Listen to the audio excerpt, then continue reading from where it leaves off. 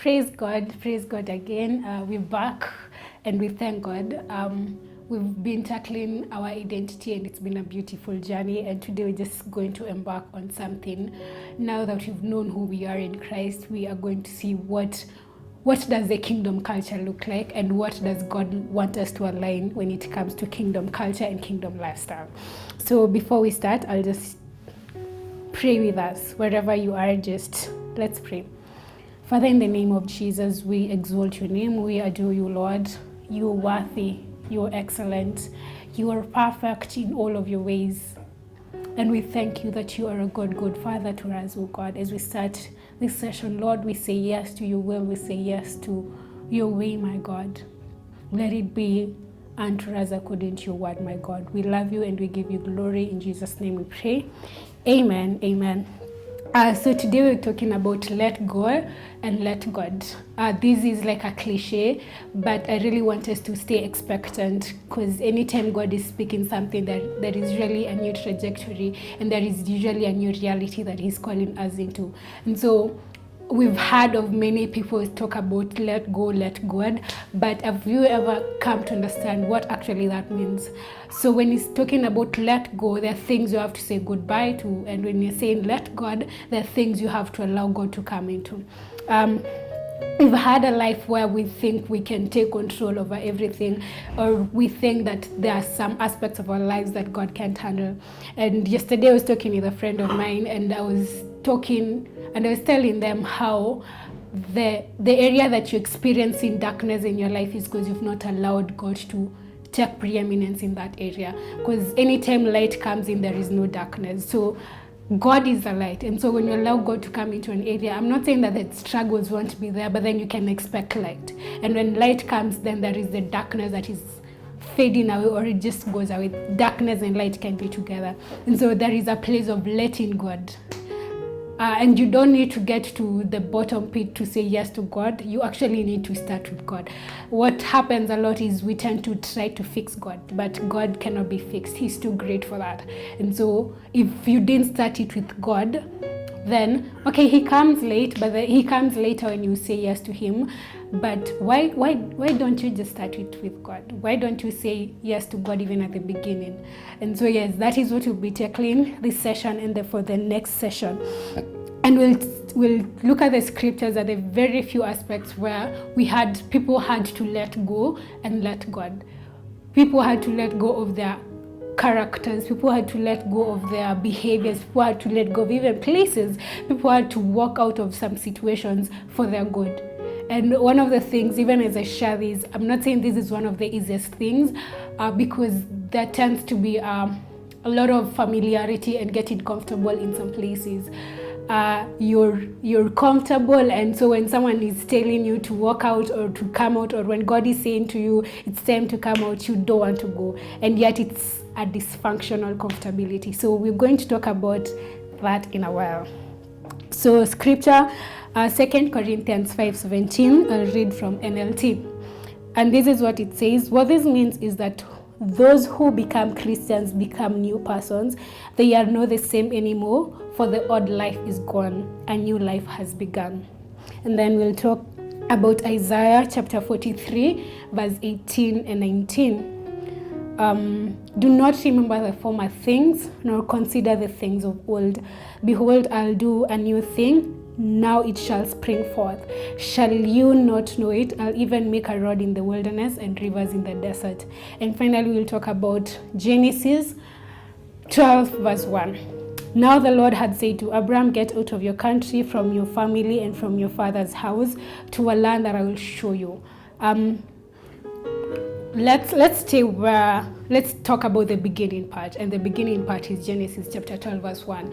We all know of Abraham from our Sunday school levels. We all know of this man who had great faith, but then he didn't just have great faith from the word go. You read some books, and also I think somewhere in Acts where it says it actually took time before he actually moved out.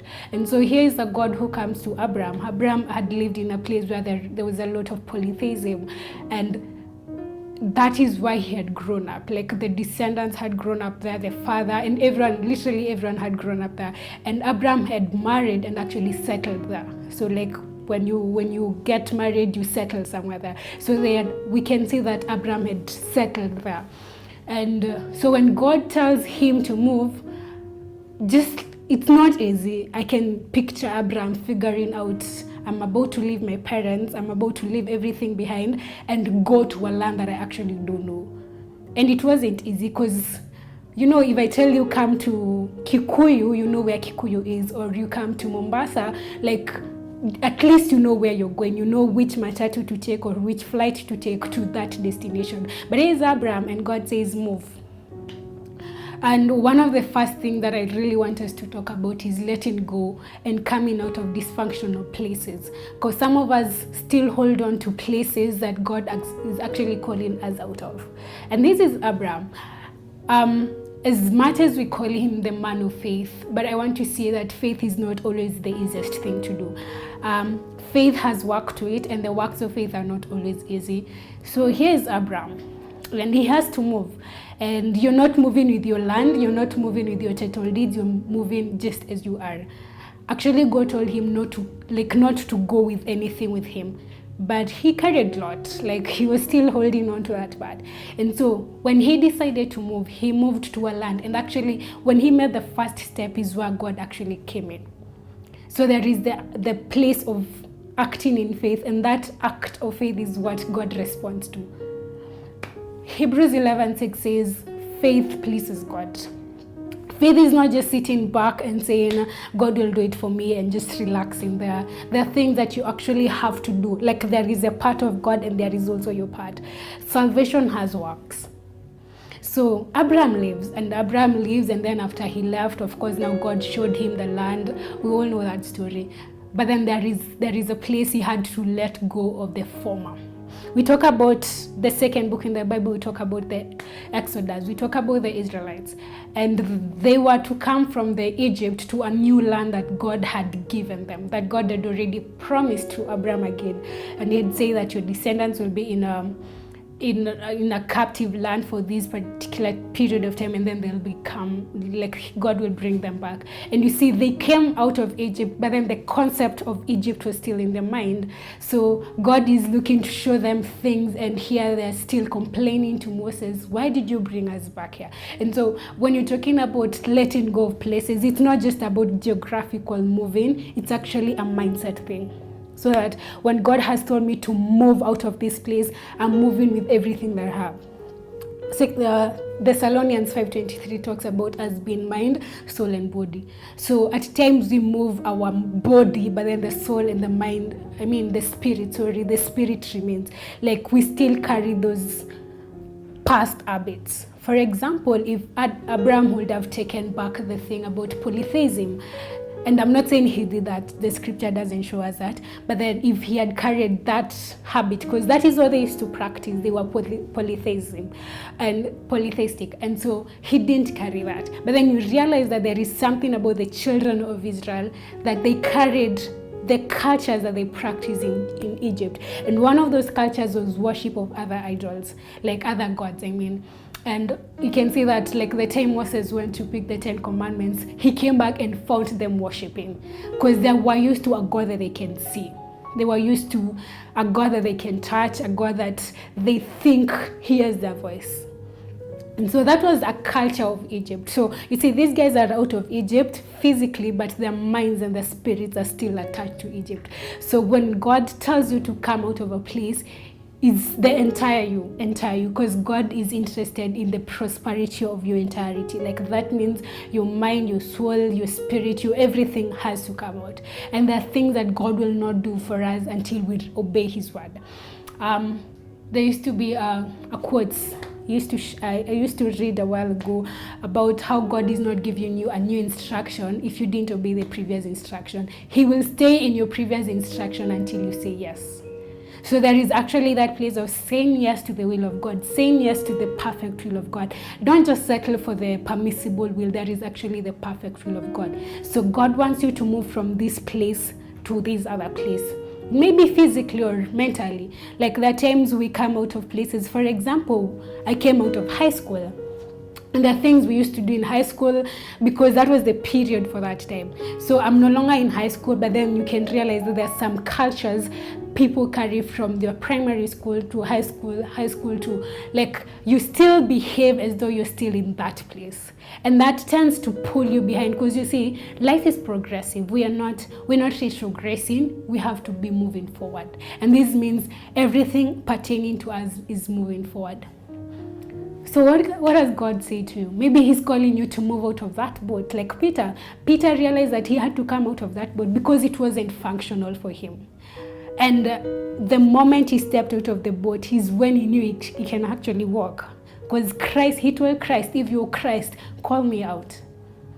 He called him out. And that was the only way Peter could know that this was Jesus. And we find later on that because of the aggressiveness of Peter is when, like, the things that Peter could do, and Peter was way ahead of the other disciples in terms of just understanding and in terms of revelation. He's the disciple that recognized Jesus as the Son of the living God. And you see, this was, I kind of like Peter. Like, I honestly do like Peter, because even in his messes, he was really that outgoing person. Like, what is God saying? Let's move. Like, we are moving. We are not staying at that particular place. Although he had his many other issues, but then the place of stepping out of the boat. And there are so many things we can see happened when he just said yes. This is the disciple that Christ said, on this revelation, I'll build my church. And it's not, when you read in that part of the scripture, I think it's Matthew 16, why don't you think that the other disciples didn't perceive? Is it that the Holy Spirit is biased or something like that? I tend to see it like God will move with you to the level that you agree with him. God is such a gentle God that he's not forcing issues on you. He'll just wait. If you really want to move, you move. And if you really want him to be there with you, he'll just come and do that with you. So we need to come to that place of, what is God saying? If God is telling you, move. Because some of us are still holding on to some characters and to some mentalities of the old places. Like, you still carrying those cultures. Some of us come from very interesting backgrounds and you've not yet disconnected yourself from that. Maybe you came out of that family or something like that, or that group of guys that used to practice some characters, and you realize that you might be far from that place or those people, but then you still carry those characters. You still behave normally, like, according to those characters. But then there needs to come to a place where there is complete transformation, there is complete separation from the past. Isaiah says God is doing a new thing, so do not, like he says, perceive it. And there are things, you see, our mind is programmed in such a way, like, there has to be a thought that you're meditating in a moment. Like, there is no time that you're not thinking of anything. Like, you're always thinking about something. So there needs to come at that time that there are things you let go because they're dysfunctional, they're not really helping you. There are things you have to let go. There are mentalities we need to let go. There are characters we need to let go. There are behaviors we need to let go. There are even people you need to let go. To be honest, I still don't have my best friends from primary school. Not all of them. I still have friends from my primary school, but not all of them. Because you outgrow such things.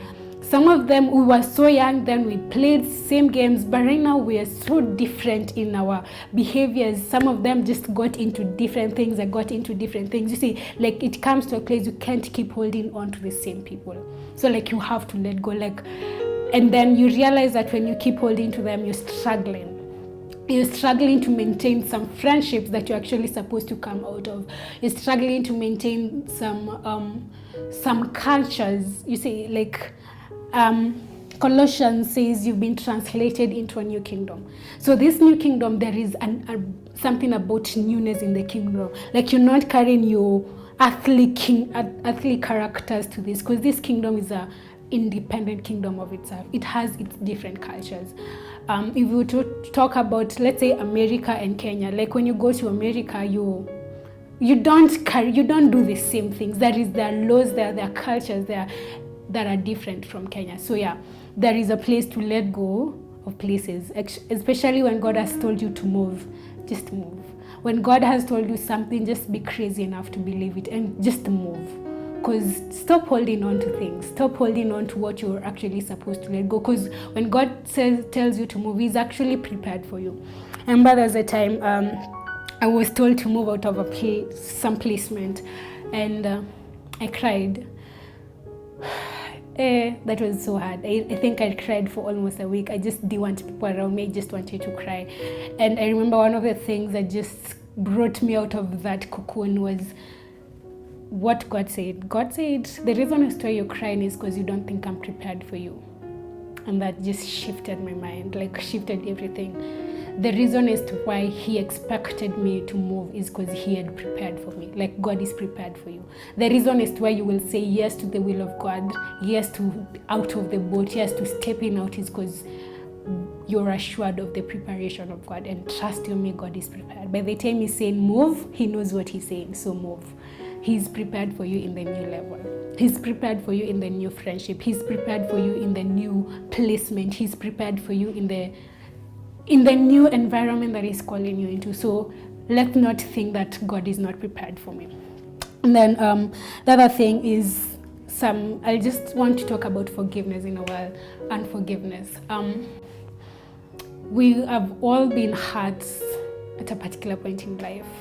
Probably you trusted someone more, and then they just didn't show up the right way, or they didn't meet your expectations, or maybe you didn't even place your expectations, but then you were hurt in the process, and that just took you off, and that kind of holds you grudges, like not like puts your heart at hostage.